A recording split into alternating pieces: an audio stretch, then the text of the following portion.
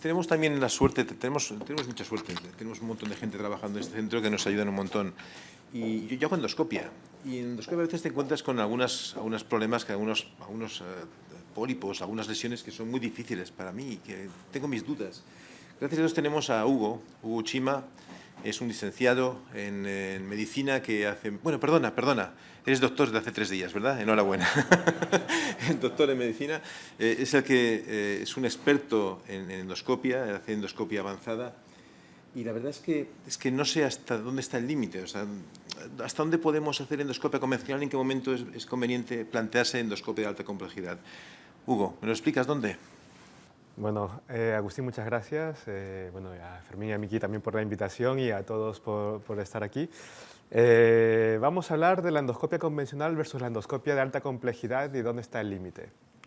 Entonces, claro, hay que consultar aquí nuestra Biblia, la página web de Tecnon, que define la endoscopia terapéutica de alta complejidad como aquella que engloba un conjunto de procedimientos endoscópicos avanzados que requieren una mayor especialización, habilidad técnica y equipamiento específico. Entonces, el equipamiento es importante, ¿verdad? Vamos a dividir la charla en 2 partes. Vamos a hablar solo de 4 cosas que creo que son interesantes. 2 cosas que nos puede aportar la endoscopia convencional y la avanzada, o la más compleja.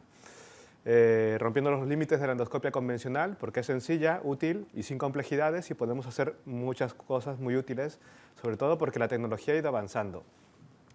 La cromoendoscopia virtual en la detección de lesiones en general nos permite, por ejemplo, vamos a ver este vídeo, con luz blanca, que igual no estamos viendo, no salta a la vista esto, que cuando ponemos el BLI, que es un filtro de luz azulada, o este que es el LSI, que da un color violáceo a las áreas de metaplasia intestinal, a comparación de esta luz blanca, pues nos ayuda a identificar áreas que igual, si vamos rápido durante la endoscopia, se nos pueden pasar desapercibidas. Y esto es muy sencillo, no hace falta entrenar mucho el ojo, sino simplemente darle un botón del endoscopio y por arte de magia se nos pueden aparecer esas pistas que nos ayudan a identificar áreas de metaplasia intestinal. No voy a ahondar en todos los patrones que existen, pero quédense con esta imagen, porque es una de las tantas que nos ayudan a utilizar la clasificación endoscópica relativamente nueva, que es el EGIM, y que es importante y es interesante porque se puede relacionar con el OLGIM. El OLGIM es aquel estudio histológico en el que hay que mapear el estómago y el patólogo nos da un porcentaje de cuánta área de metaplasia intestinal hay, equivalente al OLGA, que es lo mismo pero con la atrofia, solo que la atrofia es mucho más difícil, incluso la correlación entre patólogos no es la más alta. Y hablando de endoscopia, hablo de la metaplasia intestinal en el estómago porque la atrofia también es un poco más difícil de establecer con el ojo o de graduar endoscópicamente para predecir el riesgo del estómago. ¿Y por qué es importante el EGIM?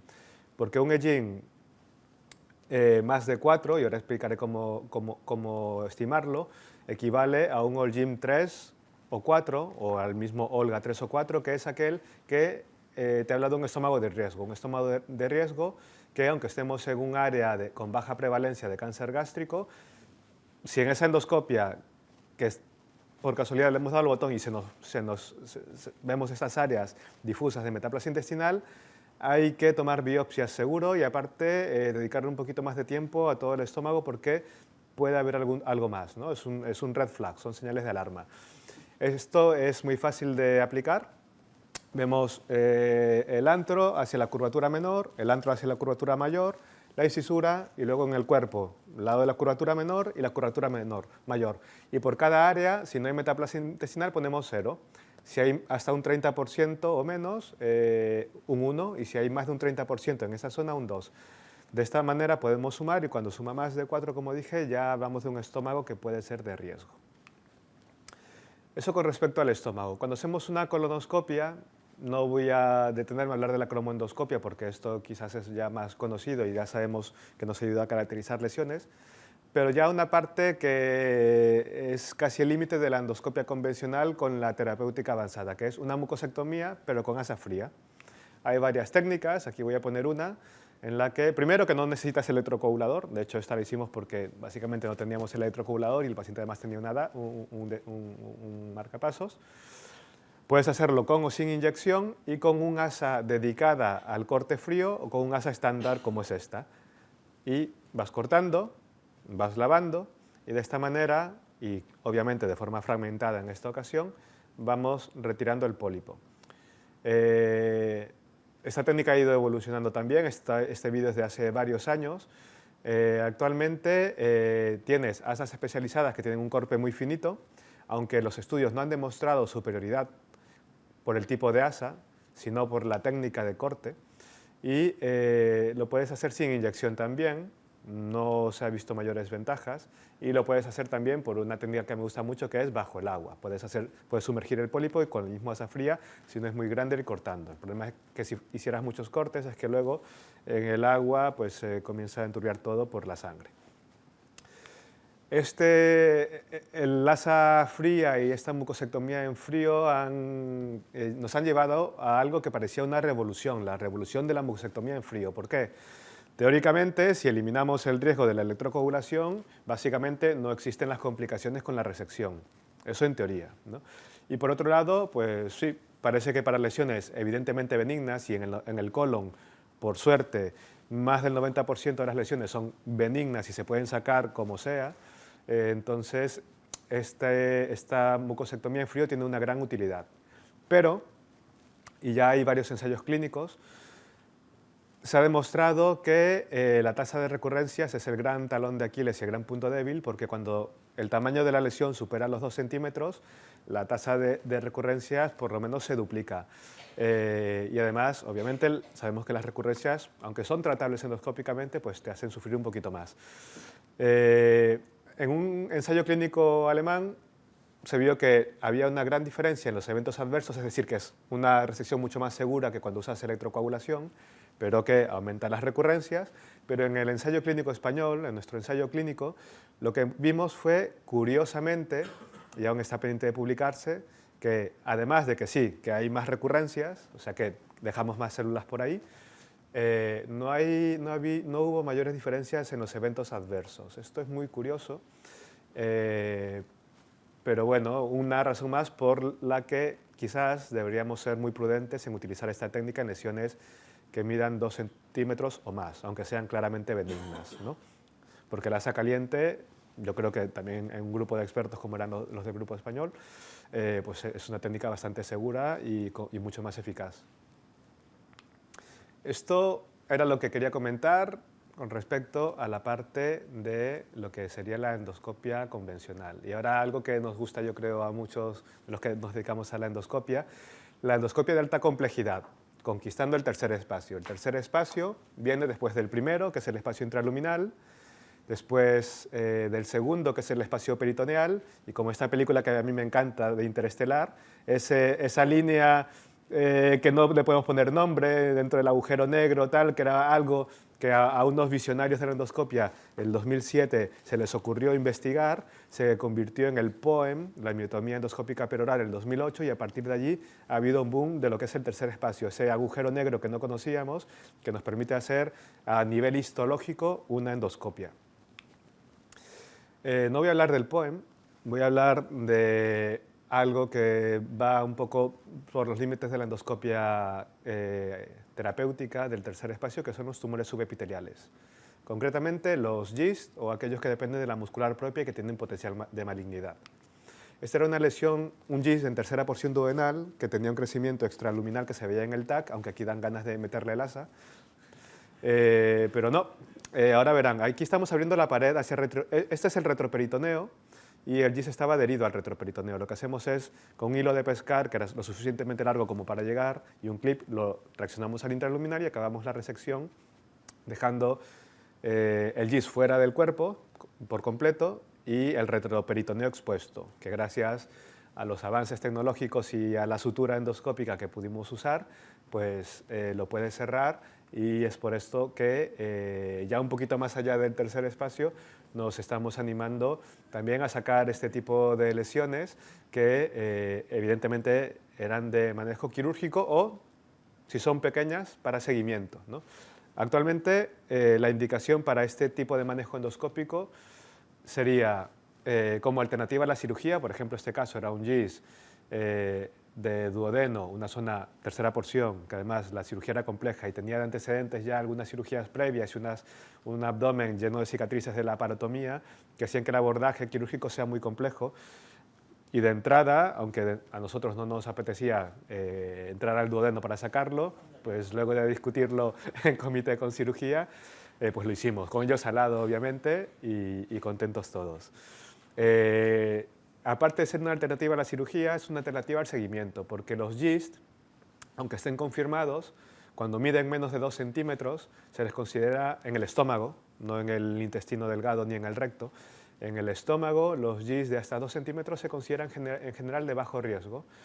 Lo que pasa es que esto se basa en estudios retrospectivos y obviamente no sabemos si a ti con 40 o 50 años te encuentran un GIS de 10 milímetros, ¿qué va a pasar después? Eso nadie lo sabe. Por lo tanto, como alternativa al seguimiento, se puede resecar también endoscópicamente, aunque sean de bajo riesgo y no midan más de 2 centímetros. Lo único que les puedo decir es que también de forma retrospectiva sabemos que cuando se hace un seguimiento durante 10 años a un GIS de menos de 2 centímetros, en el 10% de los casos se acaba operando. Vamos a la siguiente. La evidencia de esto que les acabo de comentar es muy escasa, pero con resultados prometedores. Digo que es escasa porque solo se basa en series. La mayoría sí que han habido estudios retrospectivos comparativos. Hubo solo un ensayo clínico aleatorizado, que no era con esta técnica de abrir la pared, sino con una técnica muy parecida al POEM de tunelización, que hicieron en Asia, para la enucleación de tumores esofágicos por tunelización endoscópica versus toracoscopia y parecía que iba a favor de la endoscopia. El tema es que en el esófago casi todas las lesiones que dependen de la muscular son leiomiomas que no hace falta sacar a no ser que sean sintomáticos. Solo hay un registro prospectivo japonés que tiene muy buenos resultados y es prometedor, ¿vale? Así que solo quería comentar eso, que parece ser una técnica segura y ya yo creo que iremos viendo cómo se sigue expandiendo durante los siguientes años. Y para acabar, un tema yo creo que también cruza los límites, pero en este caso los límites de la curabilidad, ya no los límites de la técnica endoscópica. Hemos visto que el tercer espacio nos ha permitido entrar a un mundo microscópico que incluso nos permite entrar a otras cavidades y con resultados de seguridad y eficacia aceptables. Pero la curabilidad no depende de la técnica, depende de la biología. El pólipo maligno es el pólipo con cáncer que atraviesa la capa muscular mucosa hacia la submucosa, ¿no? Esto hablando del colon y el recto. A nivel esofagogástrico, el cáncer ya puede estar confinado a la mucosa y tener riesgos de adenopatías. Pero en el colon, si no llega a la submucosa, no hay riesgo de adenopatías. Y actualmente, con bastante fiabilidad, nuestros compañeros de anatomía patológica, cuando le damos una muestra de un pólipo resecado y hay cáncer con invasión de la submucosa, pueden darnos dos imágenes. Nuestro pólipo maligno favorito, que es aquel que está confinado, bien diferenciado, que no engancha ningún linfático, ningún vaso, ni tiene un frente invasor en forma de nidos celulares que se llama budding, o el más agresivo, que igual sí que te ha enganchado un linfático o es completamente indiferenciado y que tiene un riesgo alto de adenopatías, ¿no? El pólipo maligno favorito se puede seguir como alternativa a una cirugía oncológica, sobre todo en recto, que ya sabemos que tiene una morbilidad de un 20%. El único tema, y esto es que depende lógicamente de varios factores individuales, entre ellos la edad y tu disposición a jugártela, porque aunque sea un pólipo maligno favorito y tengas un riesgo de menos de un 1% de adenopatías, ese un 1% que puede recurrir durante los siguientes 6 años tiene una letalidad alta porque ya esa enfermedad que era microscópica aparece como una enfermedad macroscópica en el pulmón o en otro lado. ¿Cómo podemos seleccionar estos, si vamos a ir al pólipo más benigno, digamos, o al pólipo más agresivo? El diagnóstico óptico es una opción, y esto es lo que les muestro.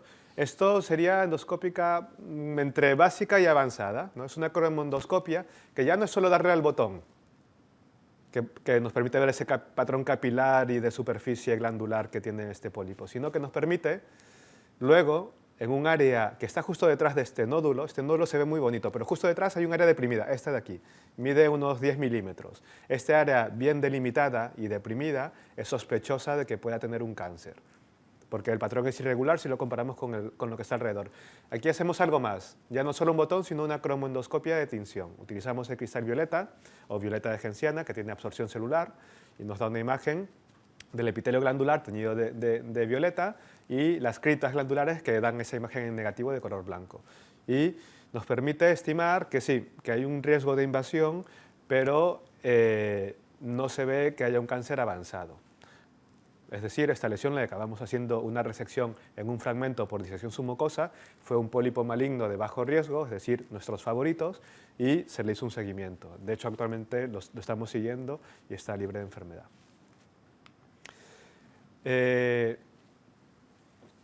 A nivel del recto, hay que tener mucho cuidado porque, lógicamente, diferenciando el recto del colon, el recto siempre, pues, la malignidad es incluso más agresiva para la misma característica del pólipo da una biología más agresiva, aunque sea la misma imagen en el recto que en el colon derecho, ¿no? El recto siempre da más respeto. Por lo tanto, si vamos a ofrecer una resección, nos interesa asegurar no solo los márgenes mucosos horizontales, sino también el margen profundo vertical. Y esta técnica, que es la disección endoscópica intermuscular, es un paso más. Nos permite, gracias a estos avances del tercer espacio y esta endoscopia histológica que podemos hacer, separamos el tejido conectivo que separa la capa circular interna de la longitudinal externa en el recto. Eso que se está disecando ahí es el tejido conectivo. Y vemos ahí fibras longitudinales, que sería la pared externa, se está inyectando en el medio, en ese tejido conectivo, y vemos ahí arriba la longitudinal y abajo la capa circular. Lo que nos permite que un T1, es decir, un pólipo que llega a la submucosa, salga con un margen vertical completo, sin ningún riesgo de dejarnos células allí, a no ser que sea un T2, y aún así, si fuera un T2, si es un T2 que coge solo la circular, también la estaríamos sacando, ¿no? Esto en el recto es muy importante porque el manejo oncológico puede ser muy complejo y para una lesión que tiene un alto potencial curativo, cuando está localizada y confinada a la submucosa superficial, esta es una buena técnica. Esto lo comenzaron a hacer de forma rutinaria en Holanda, el grupo de Leon Muns, que es un dedicado a esto, y que vieron al inicio una tasa de curabilidad con pólipos con signos de cierta agresividad, y casi la mitad de los casos llegaron a curarlos, ¿no? Llamando curabilidad, y eso sí es importante en endoscopia, porque a veces lo entendemos mal y lo explicamos mal nosotros. La curabilidad no es que está curado por completo. La curabilidad se basa en unos números, y esos números son un cáncer de bajo riesgo, tiene un riesgo menor al 1% de adenopatías, pero eso es muy bajo riesgo, y un cáncer de bajo riesgo, un riesgo de hasta 3%. O sea que esos son los números que hay que darle a los pacientes cuando hablamos de curabilidad. Y ya para acabar, y no pasarme del tiempo que me asignaron, solo comentar que es muy prometedor todo lo de la inteligencia artificial, la robótica, y yo creo que no solo para la parte diagnóstica, por ejemplo, estos pólipos malignos, saber cuál es el que queremos tratar por endoscopia con potencial curativo o casi seguridad curativa y cuál mandar a cirugía oncológica, pues se basará seguramente en algoritmos, ¿no? También tenemos actualmente normogramas que se basan en datos de la historia clínica del paciente, con datos endoscópicos, etcétera, que pueden ayudarnos a predecir en qué punto está ese pólipo, ¿no? Pero es demasiado engorroso como para meter una práctica clínica. Supongo que en algún momento con el mismo móvil pues podremos tener una alta fiabilidad. Y el robot no nos va a permitir solo plantearnos hacer nuevas técnicas, y no hablo de robot de un robot completo, sino de material robótico, pinzas articuladas endoscópicas que sean pequeñitas, de un diámetro de 2 o 3 milímetros, que pasen bien por el canal y que nos permitan hacer no solo técnicas nuevas, sino ir mucho más rápidos y no tardarnos, por ejemplo, una lesión de 20 centímetros que afecta recto sigma, en lugar de sacarla en más de una jornada, pues sacarla en un tiempo récord. Y con eso quería agradecer, ¿no? Y comentar que a veces la endoscopia convencional y la endoscopia de alta complejidad también se encuentran, ¿no? Muchas gracias.